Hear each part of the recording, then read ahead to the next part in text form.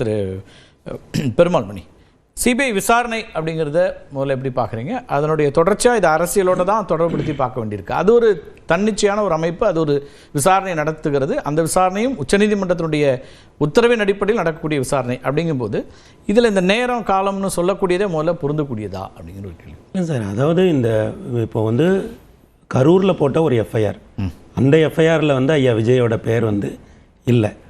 அப்போது உச்சநீதிமன்றத்தினுடைய உத்தரவோட அடிப்படையில் ஆர்டிகல் 32 படி அந்த வழக்கை வந்து உச்சநீதிமன்றம் சிபிஐக்கு மாற்றி கொடுக்குறாங்க. இப்போ அதை அடிப்படையாக வச்சு தான் அவங்க வந்து ஒரு ரீரெஜிஸ்டர் பண்ணியிருப்பாங்க.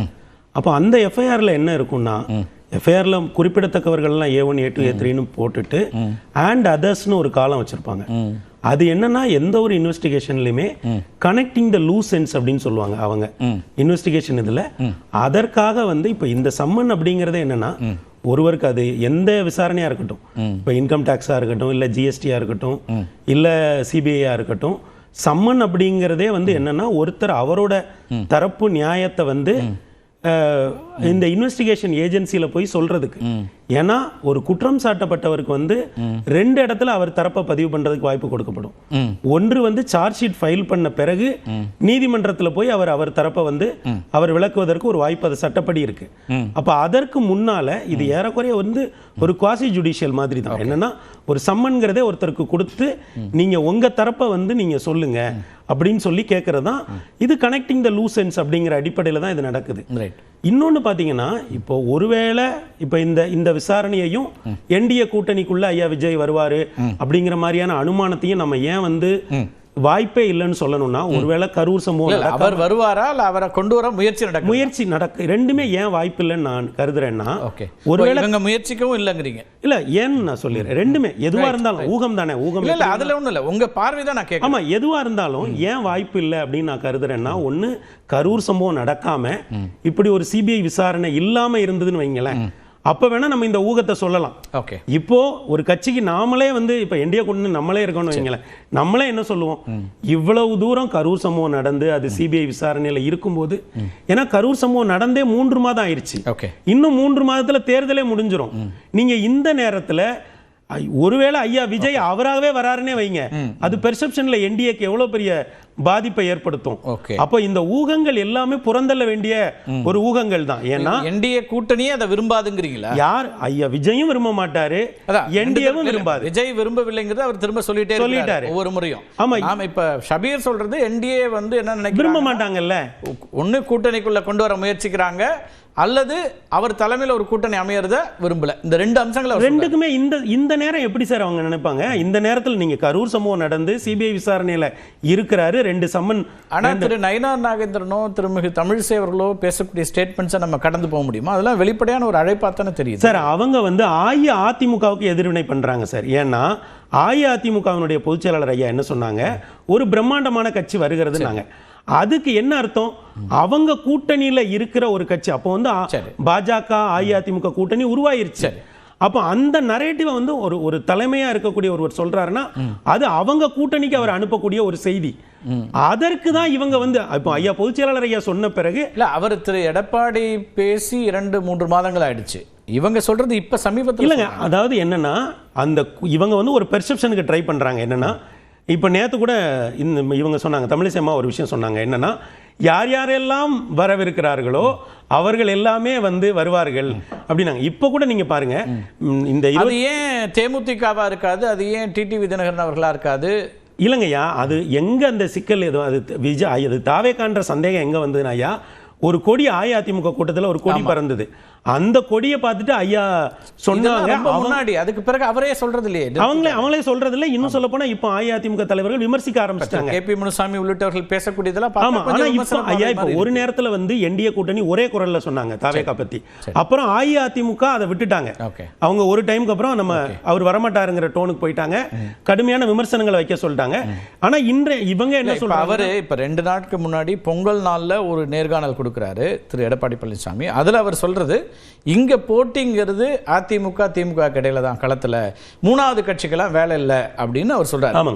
அப்போ அந்த இடத்துல இருந்து அவர் நகர்ந்து வந்துட்டார். நீங்கள் சொல்கிறது கொடி அசைக்கிறது பிரம்மாண்ட கட்சி அதெல்லாம் விட்டுட்டார். இப்போ வந்து எங்கள் 2 பேருக்குள்ள தான் கூட்டணி, இது மோதல் அப்படிங்கிறாரு. 3வது கட்சிக்கு வேலையே இல்லைன்னு அவர் அண்டர்மைன் பண்ணுறாரு. அது வந்து இங்கே ஒரு ஃபேக்டே இல்லைங்கிற மாதிரி அவர் அதை எடுத்து, அதாவது அதான் அஇஅதிமுக அவங்க நிலைப்பாட்டில் தெளிவாக இருக்காங்க. அவங்க ஒரு நேரத்தில் தாவேகா பத்தி ஒரு ஃபீலர்ஸ் அனுப்புனா கூட இன்னைக்கு வந்து அவங்கள கடுமையா வந்து விமர்சிக்கிறாங்க. அதுல எந்த சந்தேகமும் இல்லை.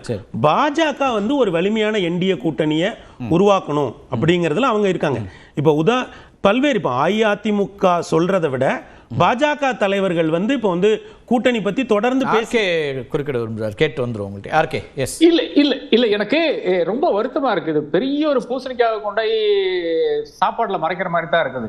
என்டிஏ விரும்பவில்லை என்ற சொல்றது ரொம்ப அதீதமான விஷயம். இது ஒரே ஒரு சிம்பிள் எக்ஸாம்பிள் மட்டும் எடுத்துங்க. ஜனநாயகம் என்ற படத்தை மட்டும் எடுத்தீங்கன்னா அதுல வந்து போர்ட் ஆஃப் இதுல என்னது லிஸ்ட் ஆஃப் போர்டு மெம்பர்ஸ் எடுத்து சிபிஎஃப்சியினுடைய போர்டு மெம்பர்ஸ் எடுத்து பாருங்க. யார் இருக்கா? விவேக் அக்னிஹோத்ரின்னு ஒருத்தர் இருக்காரு. அவர் தான் இந்த காஷ்மீர் ஃபைல்ஸ், வேக்சின் வார், இந்த மாதிரி படங்கள் எடுத்து மோதியினுடைய ப்ரொபகேண்டா பீரங்கியாக இருக்கின்ற மனிதர். பாஜக காரர் இல்லை, வெளியிருக்கின்றவர். அடுத்து வந்து இன்னொரு மெம்பர் நமக்கு அனைவருக்கும் தெரிஞ்ச மெம்பர் வந்து கௌதமி, இன்னைக்கு வந்து அதிமுக இருக்காங்க. இது 2 போர்டு மெம்பர் லெவல்ல இருக்கிறது.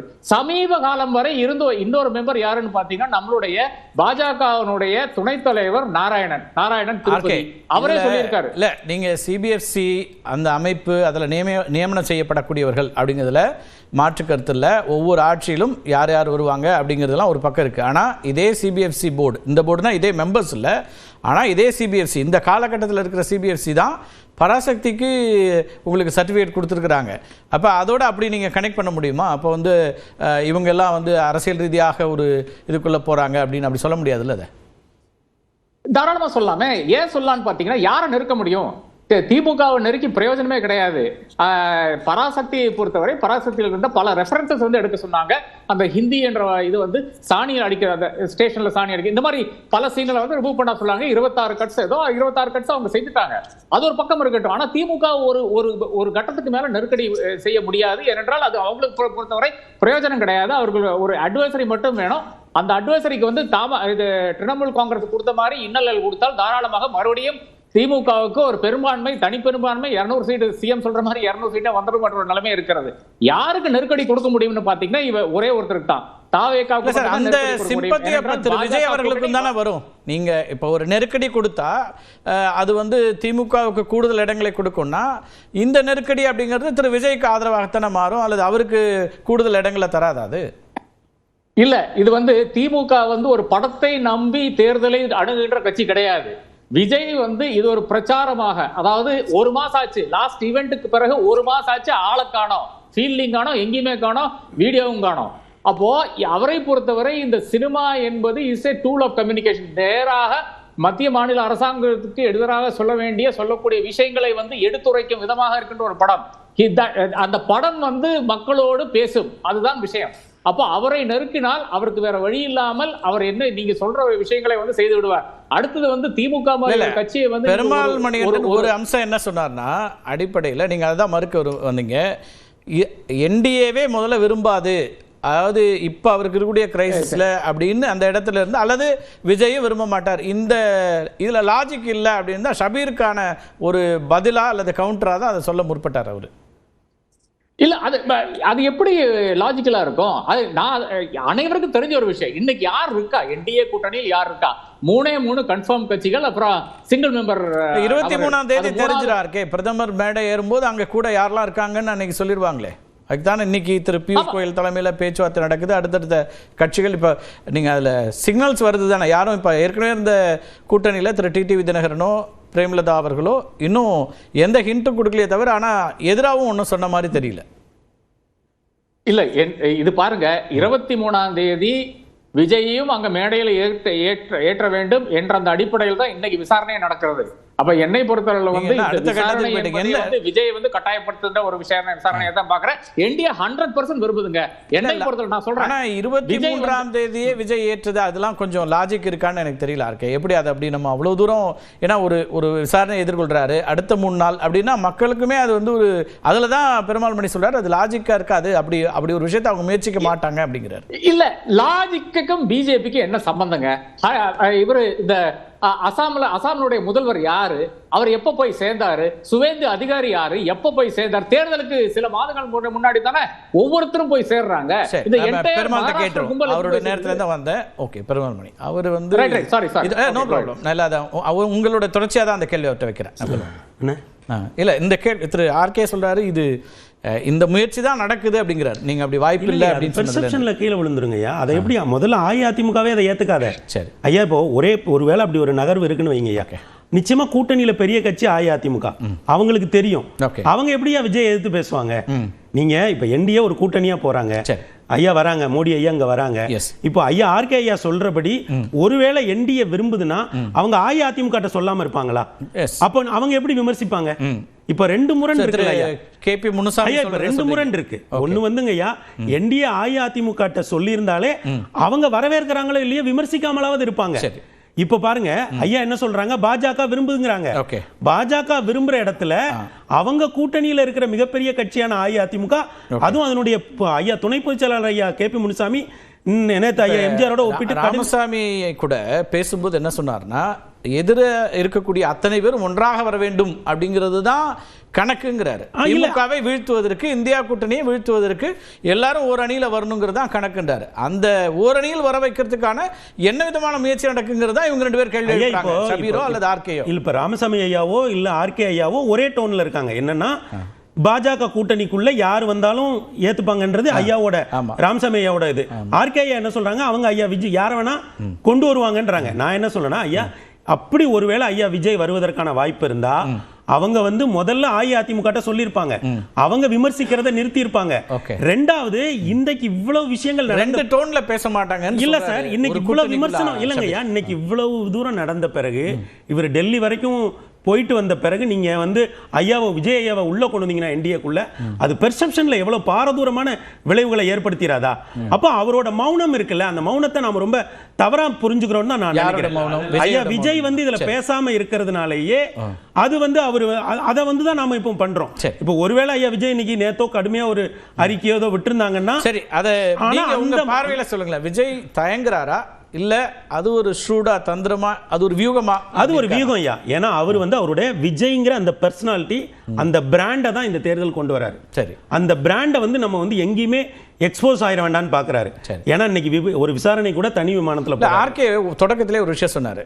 இப்ப நீங்க வந்து முதலமைச்சர் மு.க. ஸ்டாலின் ஒரு ட்வீட் போடுறாரு, அதுக்கு நீங்க நன்றி சொல்லணும்னு கூட அவசியம் இல்லை. ஆனா ராகுல் காந்தி ஒரு ட்விட்டர் பதிவுல ஜனநாயகனுக்காக பேசும்போது அதுக்கு நன்றி கூட தெரிவிக்க மாட்டேங்கிறாரு, அல்லது அதுக்கு எதிர்வினை ஆற்றாம இருக்கும்போது அது எப்படி இதாகும்? இல்லையா ஐயா, நீங்க ஒண்ணு புரிஞ்சுங்க, அந்த இடத்துல காங்கிரஸ் ஒரு கால் எடுக்க வேண்டியது இருக்கு. ஏன்னா நீங்க ராகுல் காந்தி ட்விட்டர் மட்டும் பாக்குறீங்க. ஐயா திருச்சி வேலுசாமி, ஐயா மாணிக்கம் தாகூர், ஐயா பிரவீன் சக்கரவர்த்தி, இவங்க எல்லாம் வேற ஒரு டோன்ல பேசுறாங்க. தாவேகாவுக்கு ஆதரவான ஒரு டோனை பேசுறாங்க. அப்போ தாவேகாவுக்கு வந்து இப்போ ஒரு டிமாண்ட் இருக்கு காங்கிரஸ் பக்கத்துல, காங்கிரஸ் அதுல முடிவெடுக்காம இருக்காங்க. இப்போ அந்த நேரத்துல இப்போ நீங்க வந்து அந்த குரல்கள் இருக்குல்ல, அதிருப்தி குரல்கள் இருக்குல்ல, அதை டெல்லியில கூப்பிட்டு 3 மணி நேரம் வந்து அந்த குரலை கேட்டிருக்காங்க. நண்பர் முத்துக்குமார் கூட ஒரு அருமையா ஒரு ட்வீட் போட்டிருந்தாரு. என்னன்னா 41 பேரை கூப்பிட்டு அழைத்து கேட்டார்கள் அப்படிங்கிறது, அந்த 41 ஒரு குறியீடு தான் அப்படின்னு போட்டிருந்தார் எழுத்தாளர் முத்துக்குமார். அப்ப என்னன்னா இப்படிதான் நம்ம தமிழ்நாடு அரசியலை நம்ம பார்க்கிறோம். அப்ப என்ன விஷயம்னா, காங்கிரஸ் ஒரு நிலைப்பாடு எடுக்கட்டும், தாவேகா வரட்டும் சொல்லட்டும், அதற்கப்புறம் நீங்க நன்றி சொல்லிக்கலாம்ல. அப்ப இந்த சைலன்ஸ்ங்கிறது அவர் ரெண்டு இடத்துல கடைபிடிக்கிறார். இப்போ உங்க கேள்வியில இருந்து நான் வரேன். ஒன்னு, காங்கிரஸ் அனுப்புற பாசிட்டிவ் ஃபீலர்ஸ் விஷயத்திலையும் அவரு அமைதியா இருக்காரு.